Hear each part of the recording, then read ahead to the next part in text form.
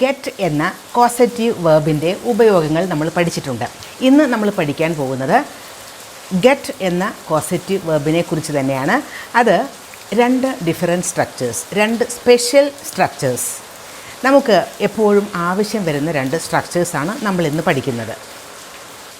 ഈ രണ്ട് സ്ട്രക്ചേഴ്സ് ഏതാണ് എന്നല്ലേ? First one, after getting plus object plus V3. അടുത്തത് before getting plus object plus V3. ഈ രണ്ട് സ്ട്രക്ചേഴ്സ് നമുക്ക് ഒരുപാട് യൂസ്ഫുൾ ആയിരിക്കും. അതുകൊണ്ട് ഇന്നത്തെ ലെസൺ ഈ രണ്ട് സ്ട്രക്ചേഴ്സും തന്നെയാണ്. അപ്പോൾ നമുക്ക് ലെസണിലേക്ക് കടക്കാം. നമ്മൾ സാധാരണ പറയുന്ന ചില പ്രയോഗങ്ങളാണ്. ഞാൻ ഭക്ഷണമൊക്കെ പാകം ചെയ്ത ശേഷം പുറത്തേക്ക് പോയി. ഞാൻ റൂമൊക്കെ ക്ലീൻ ചെയ്ത ശേഷം അതിലെ സാധനങ്ങളൊക്കെ അറേഞ്ച് ചെയ്ത് വെച്ചു. ഇങ്ങനെയൊക്കെ. പക്ഷേ ഇവിടെ റൂം ക്ലീൻ ചെയ്ത ശേഷം എന്ന് പറയണമെങ്കിൽ ആഫ്റ്റർ ക്ലീനിങ് ദ റൂം എന്ന് പറഞ്ഞാൽ മതി. അതേപോലെ തന്നെ കുക്ക് ചെയ്ത ശേഷം, പാചകം ചെയ്ത ശേഷം എന്ന് പറയണമെങ്കിൽ ആഫ്റ്റർ കുക്കിംഗ് എന്ന് പറഞ്ഞാൽ മതി, അല്ലേ? പക്ഷേ നമുക്ക് പറയേണ്ടത് അങ്ങനെയല്ല. കുക്ക് ചെയ്യിപ്പിച്ച ശേഷം ഞാൻ പുറത്തേക്ക് പോയി. റൂം ക്ലീൻ ചെയ്യിപ്പിച്ച ശേഷം ഞാൻ സാധനങ്ങളൊക്കെ അറേഞ്ച് ചെയ്തു വെച്ചു. ഇപ്പോൾ ഇങ്ങനെ പറയുമ്പോൾ ഒരാളെ കൊണ്ട് ചെയ്യിപ്പിക്കുന്നതാണ് കുക്ക് ചെയ്യിപ്പിച്ച ശേഷം, അതല്ലെങ്കിൽ റൂം ക്ലീൻ ചെയ്യിപ്പിച്ച ശേഷം എന്ന് പറയുമ്പോൾ.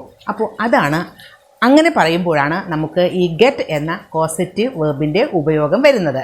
അപ്പോൾ നമുക്ക് അത് എക്സാമ്പിൾ പറയുമ്പോൾ വളരെ ഈസിയാവും. ഭക്ഷണം പാകം ചെയ്യിപ്പിച്ച ശേഷം എന്ന് പറയുമ്പോൾ നമുക്ക് ഉപയോഗിക്കേണ്ട structure after getting the food cooked എന്നാണ്. After getting the food cooked.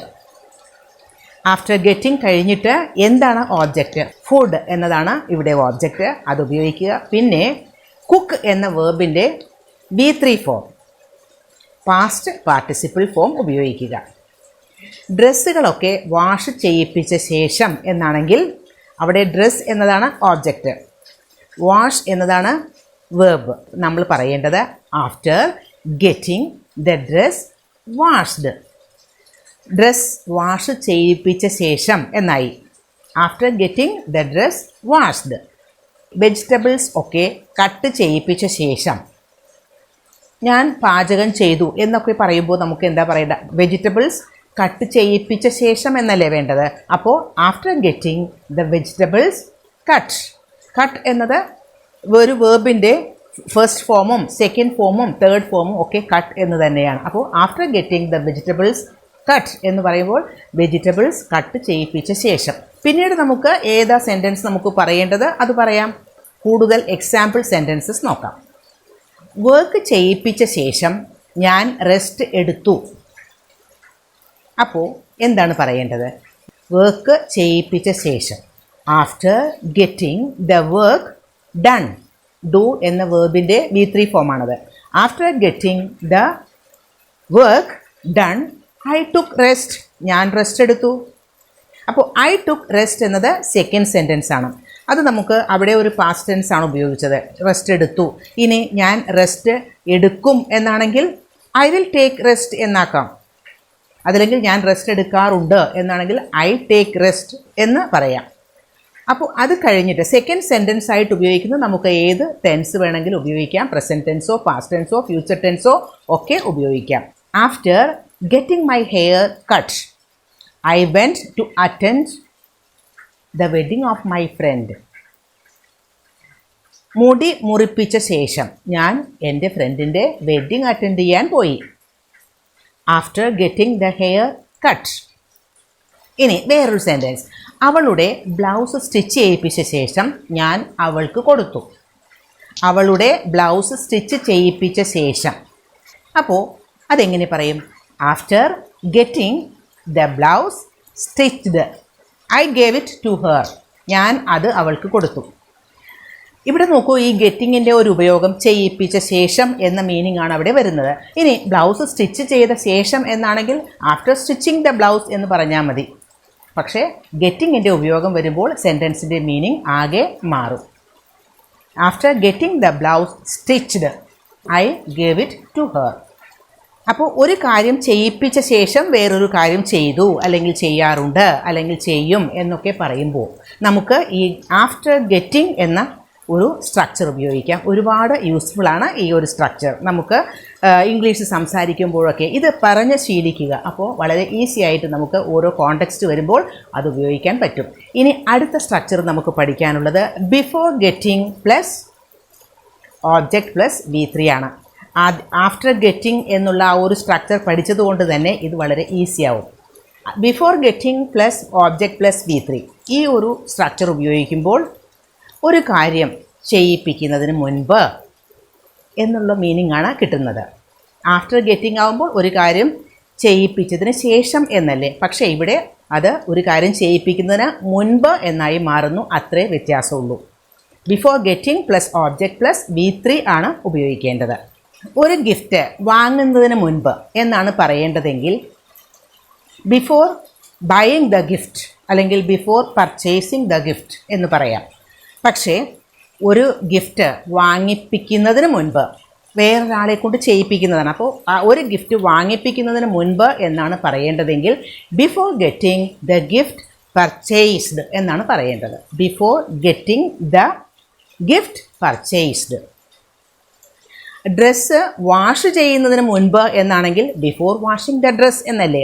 പക്ഷേ ഒരു ഡ്രസ്സ് വാഷ് ചെയ്യിപ്പിക്കുന്നതിന് മുൻപ് എന്നാണെങ്കിൽ before getting the dress washed എന്നാണ് പറയേണ്ടത്. അപ്പോൾ അതാണ് ആ ഒരു സ്ട്രക്ചർ. കാറ് റിപ്പയർ ചെയ്യിപ്പിക്കുന്നതിന് മുൻപ് before getting the car repaired.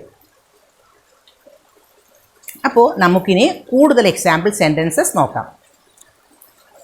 Car repair ചെയ്യിപ്പിക്കുന്നതിന് മുൻപ് നിങ്ങൾക്ക് കാർ വിൽക്കാൻ കഴിയുമായിരുന്നു.